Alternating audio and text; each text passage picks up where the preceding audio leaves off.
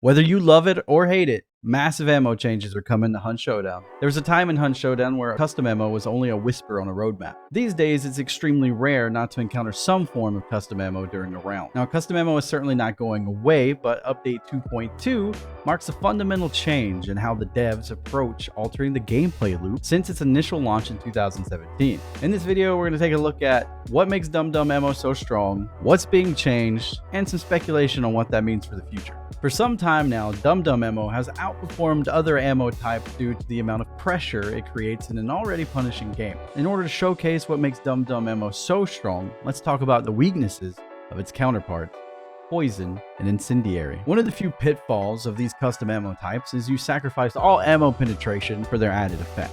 That's a negative for all of them though, so what separates one from the other? Poison ammo, in my opinion, is the worst of the group, because it can be negated with antidote shots and it can have the effective time reduced by the trait Mithridus. When you factor in that the antidote shot is included in the 4-shot boom during events which occur pretty frequently, the poison ammo simply becomes too inconsistent to use effectively. So what about the fire ammo?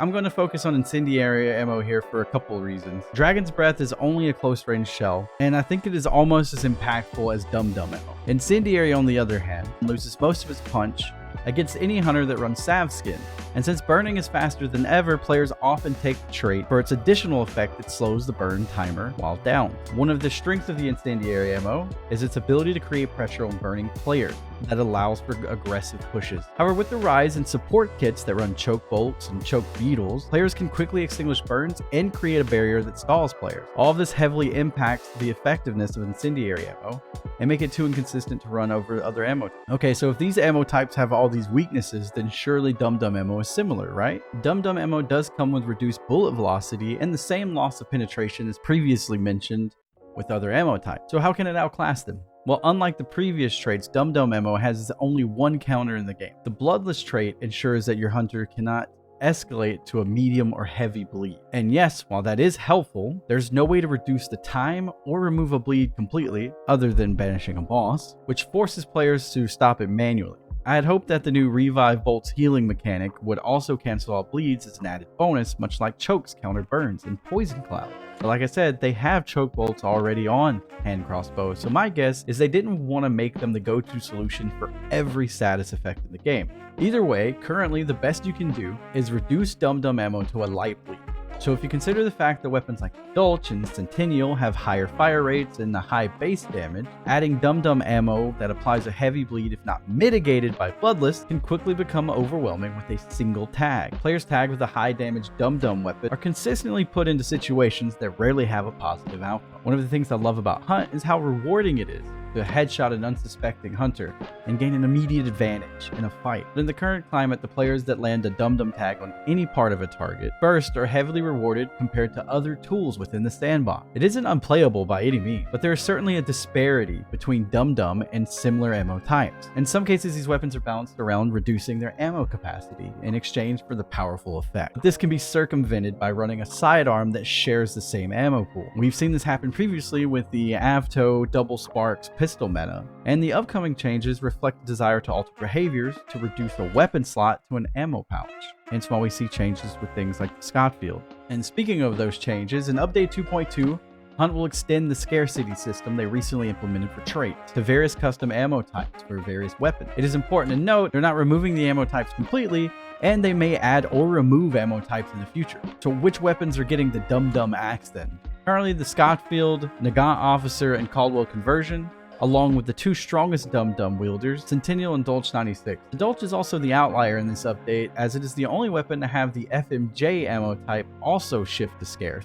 Crytek stated that when an ammo type is marked as scarce, it will no longer be available to purchase in the store. Players can still pick it up during missions, and existing inventory of affected ammo types can still be used. So all these ammo types are gone from the store. Boom, that part's nice and easy. But the second point is a little bit more interesting though. Throughout the events, Crytek has played with the idea of making burn traits and scarce traits meaningful in-game pursuits that build an extra level of depth in matches.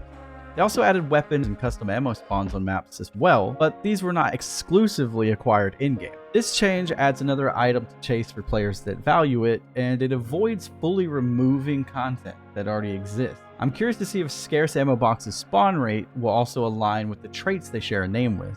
Alternatively, if you happen to be someone that doesn't prestige or have a large amount of disposable funds, you can stack a full roster of hunters with these loadouts before the patch and continue to use them after the changes take effect. Now, I'm really curious to see if many players attempt to hoard up these loadouts or not. What are your thoughts? Are you going to stack hunters with existing ammo types or try to feel out the new meta and see if the game feels fresh? If you managed to make it this far in the video, make sure you comment howdy down in the comments below before you ride off into the sunset, and consider subscribing to my channel so I can continue making this kind of content, and it makes it a little easier for you to find it. I do think these changes will make a ripple in the current hunt meta, but I'm eager to see what other game-altering changes will accompany the event.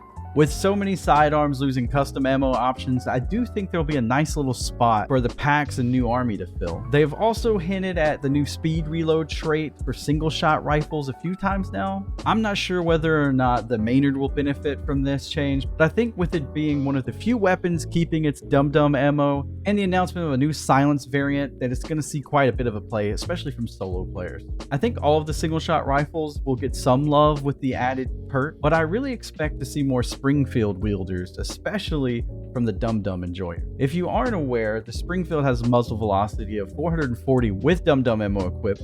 It applies a severe bleed and it deals a whopping 132 damage to the torso. So I'm looking forward to some wild aggressive Springfield games with the update. I also really believe that all of the single shot weapons will get a stealth buff with the massive reduction in the trade window. I don't want to speculate too much on how the trade changes will impact the game, but needless to say, I'm very excited to see what it feels like. They also recently announced a semi-automatic crossbow variant along with a really intriguing saw blade launcher as part of the event. I really don't know what to think about them. They could be extremely broken or a fantastic meme weapon, but either way, I really like seeing fun new things added to the weapon pool. Obviously, there are so many things coming with the update that I haven't covered in this video, but I can't wait to dive in and explore it with you all.